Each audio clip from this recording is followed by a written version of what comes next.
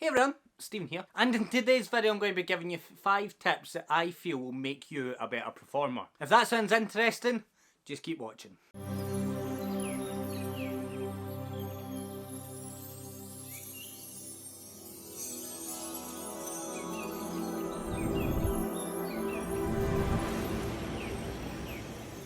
Alright, so in today's video, as I said, I'm going to show you 5 tips that will make you a better performer. As a magician, we all know that the tricks really don't matter. It's all about what you do and how you make the audience feel. There's a famous quote from Robert Houdin that says, "The magician is the actor playing the part of the magician." And I totally agree with this because being a magician, there's so many variables that can make you a great entertainer. So for example, there is acting, there is clowning, there's physical comedy, there is improvisational comedy, there's theatre, there's singing, even dancing in the way that you move. So if you can get all of these elements right and make them suit your character, then you'll be a great magician. But there's also other little things that you can do that will slowly make you better and better after each performance. And that's what we're going to talk about in today's video. We're going to talk about the tips and things that I have found in my career to make me a better magician than I was when I started. So let's get into the wee tips. So the first tip is to slow down. The reason I say this is when you write a routine and you come up with a script, you run through everything in practice, you feel that you're ready to take to the stage. You'll walk out, there'll be stress, there'll be anxiety, there'll be nerves, there'll be adrenaline, there'll be a combination and a chemical of different emotions that'll make you speed up and talk a little bit faster. Not only are you thinking about the trick by the technical way, if I do this move like this, will they see it? You're also thinking about the script and the words that you have to say, the words you've already said, and what's still to come. So one of the things that I've learned in my career is to go a little bit slower. Because when you step out on the stage and you do start to speed up, if in your mind you feel you're going too slow, I'll be honest, you're probably going at a very good pace. Coming in at number 2, we have always ask for advice and take on board what you want. So one thing that magicians always do is they always like to hear the good things about their act. So what they'll do is, very often after a show, they'll go hide in the toilet. I've heard that and hear what people are saying about the magician. I've even heard people kind of hide near a group to see if they'll maybe talk about them. And yeah, it's nice to hear all the good things. It's really nice to hear the good things. However, one thing that I would always say is always ask for advice. And the second part to this tip is not just asking for advice, but taking on board what you think is going to benefit your show. You know, like I've worked with various performers who know different parts about performing. You know, I work very closely with a friend who has a background in theatre, and they've helped me a lot with kind of developing a new act that I've been working on. Always try and find people that you trust and people that are good performers and ask them what they would change about your act. Take that on board and refine the act that you're doing and trim away any kind of fat that's not required.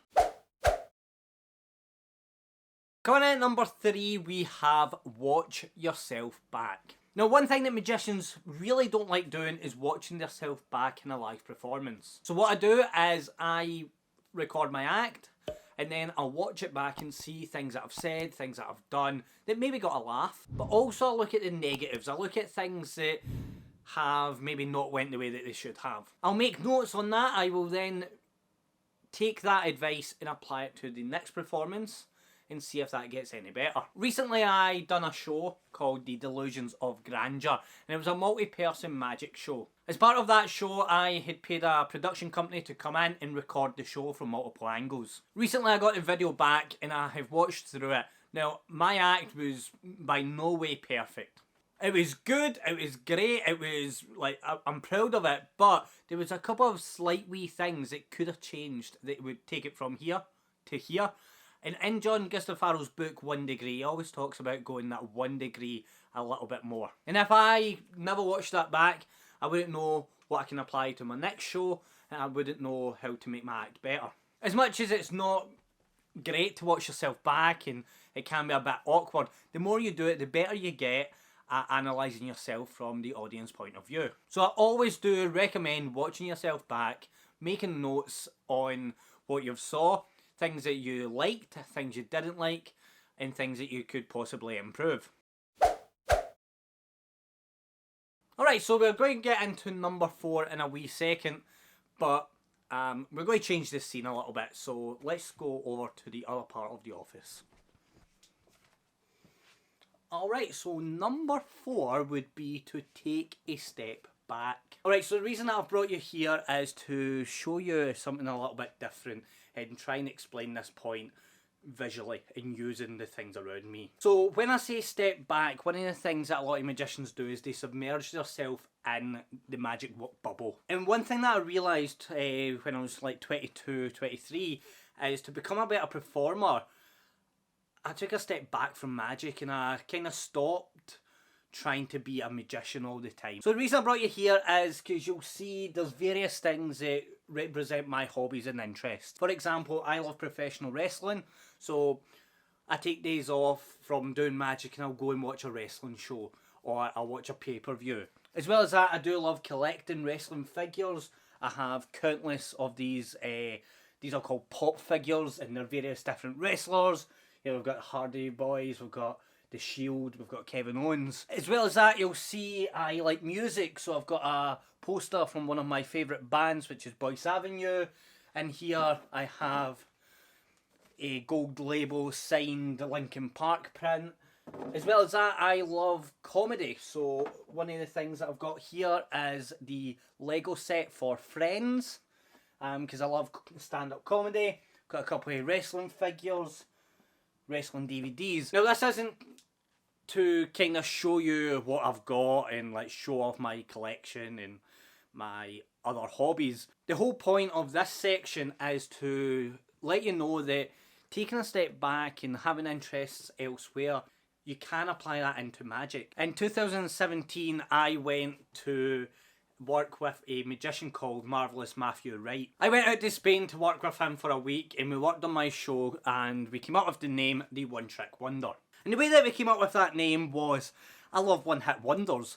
So we thought, oh, let's do One Trick Wonder. It's a play on puns. I love watching YouTube and I love watching kind of TikToks and stuff like that. So the whole theme of the show overall is to be famous and how to get your name up in lights. And that's just various ways that you can take your hobbies and interests and apply them to magic. So what I would do is I would ask your friends one question. And that question would be, without using the word magician, tell me 5 things that you think are characteristics and interests of mine. They'll then come back with a list, take them and work out ways that you can apply it to your show and apply it to what you do. So yeah, I would always recommend taking a little step back because you never know, you may just write a show that you don't expect to have.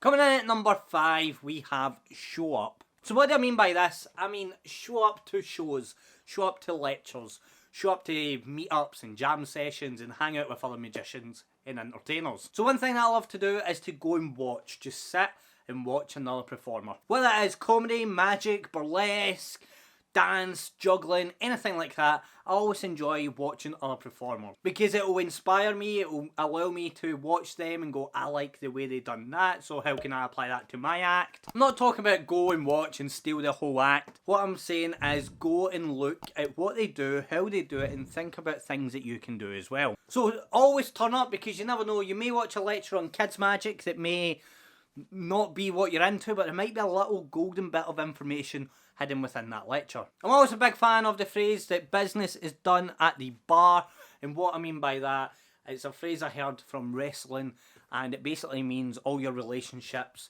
and all your networking opportunities come after the show. So when you go to a lecture, hang out, chat to people, show them what you're working on, ask what they're working on, give them advice, take advice from them. When you go to a show, look at the acts and take inspiration from them and see how you can apply what they do to your act. And just go to hangouts and jam sessions with other magicians. So my biggest tip is just show up. And there we have it. There is 5 tips that will make you a better performer. If you do have any tips that you would like to share, comment down below. Let's get a little conversation going. I'd love to hear exactly what you would do and how you have become a better performer in your career. And if you have enjoyed the video, make sure you give me a wee thumbs up, click the subscribe button, switch notification bell on so every time I post a new video, you do get notified. And I'll see you in the next video. Goodbye.